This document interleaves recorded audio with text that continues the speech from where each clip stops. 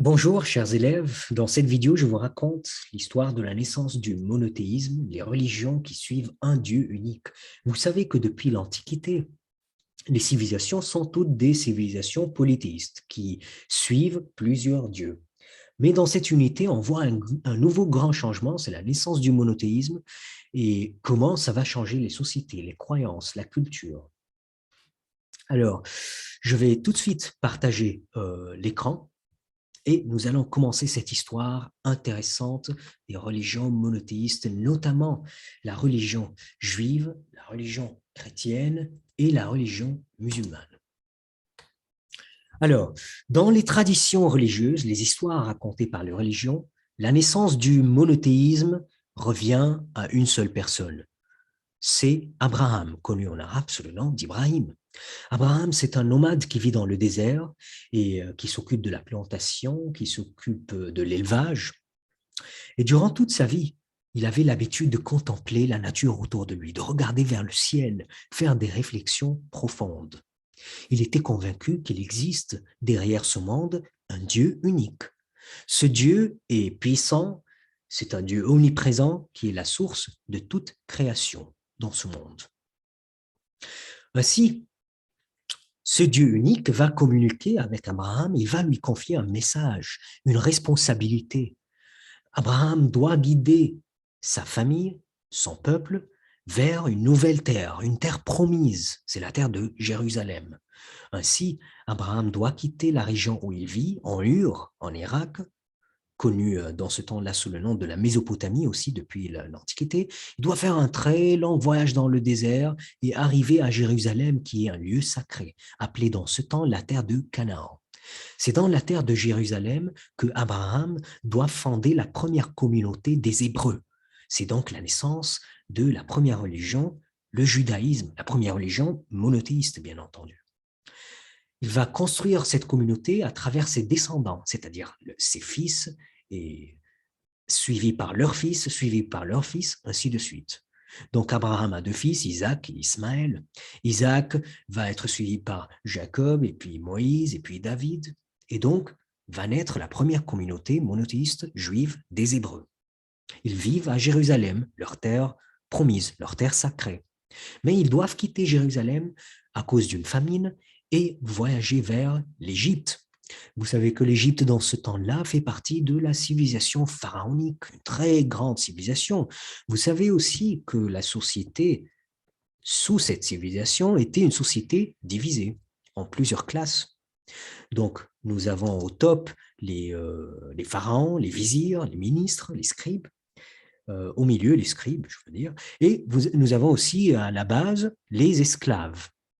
Et bien sûr, les Juifs, puisqu'ils sont des étrangers, ils viennent d'arriver en Égypte, ils vont être considérés comme des esclaves. Ils vont donc participer dans les grands travaux de l'Égypte, notamment la construction des temples et des pyramides. Dans ce contexte, les Juifs attendent un sauveur, un nouveau prophète, un héros pour les guider de pour les faire sortir de cette situation difficile. Va naître donc un personnage important, c'est le premier prophète des Juifs, Moïse. Et Moïse est né dans une famille de pharaons, c'est donc un prince de l'Égypte. Lui, il a été béni par des miracles de Dieu, puisque c'est un prophète. Et il va aider les Juifs, il va guider les Juifs pour s'enfuir de l'Égypte et revenir vers leur terre sacrée qui est Jérusalem. Et nous savons tous cette histoire de ce miracle fameux où il va diviser, où il va séparer la mer Méditerranée en deux pour permettre aux Juifs de s'enfuir, sortir de l'emprise des pharaons. Les Juifs, donc, sous le guide de leur prophète Moïse, vont revenir à Jérusalem. Mais depuis ce temps-là, au cours des années, les Juifs vont être victimes de plusieurs autres peuples et plusieurs autres civilisations, comme les Assyriens, que vous voyez dans la photo, comme les Perses, hein, qui vont eux aussi attaquer la région de Jérusalem, comme les Grecs, sous la direction d'Alexandre le Grand, et finalement, comme le plus grand empire qui va considérer les Juifs comme un premier ennemi, c'est les Romains. Et ce sont les Romains, en fait, qui vont détruire le premier temple sacré des Juifs à Jérusalem. Et ce temple, il n'en reste aujourd'hui qu'un grand mur, le mur de Lamentation. C'est un lieu qui est très sacré pour les Juifs à Jérusalem aujourd'hui. Dans ce contexte, encore une fois, les Juifs vont attendre un nouveau prophète, quelqu'un pour les sauver. Et donc, nous passons à la naissance de la deuxième religion monothéiste, le christianisme. C'est la naissance de Jésus-Christ qui marque aujourd'hui un événement très important puisque c'est le début de notre calendrier actuel. Jésus-Christ va naître, il va recevoir la parole de Dieu et il a donc un nouveau message, une nouvelle religion. Il doit appeler tout le monde vers la deuxième religion monothéiste, le christianisme. Et bien sûr, comme tous les prophètes, il a été béni par un miracle, notamment le miracle de guérison. Il peut soigner et guérir les malades. Et donc, il va avoir beaucoup de fidèles, beaucoup de croyants qui vont croire que c'est le nouveau prophète, c'est donc lui qu'il faut suivre. Mais tous les Juifs ne pensent pas la même chose. Parce que, je vous rappelle, c'est la naissance d'une nouvelle religion.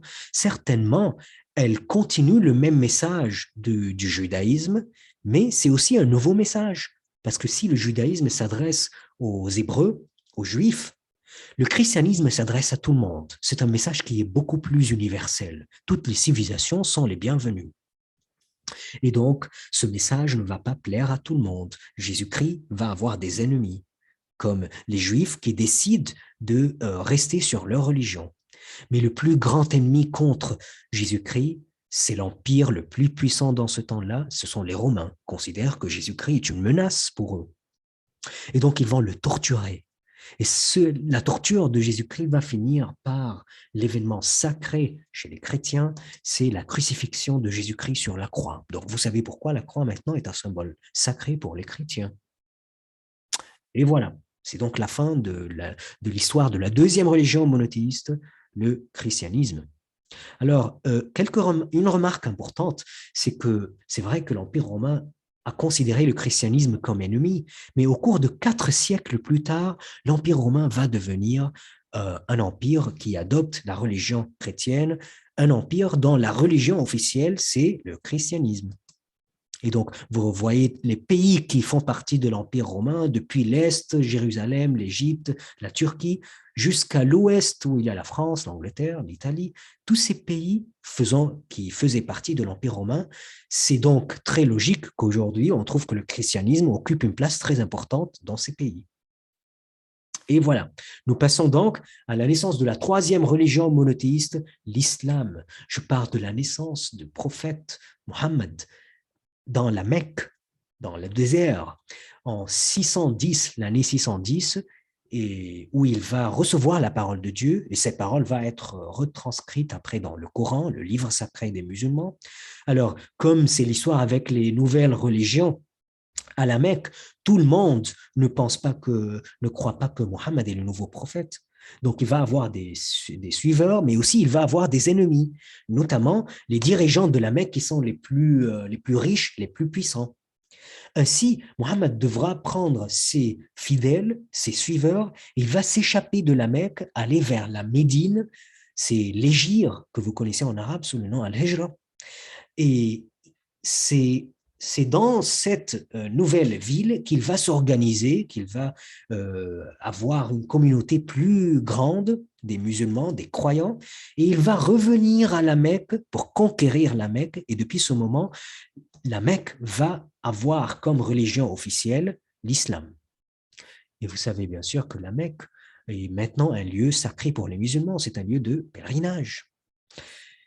Et voilà, donc c'est donc le début du développement de la troisième grande religion monothéiste, l'islam.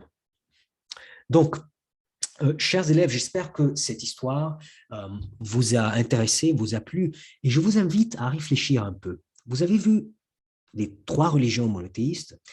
Est-ce que vous remarquez qu'il y a des points de différence? Est-ce que vous remarquez qu'il y a des points en commun, des valeurs communes entre les 3 religions?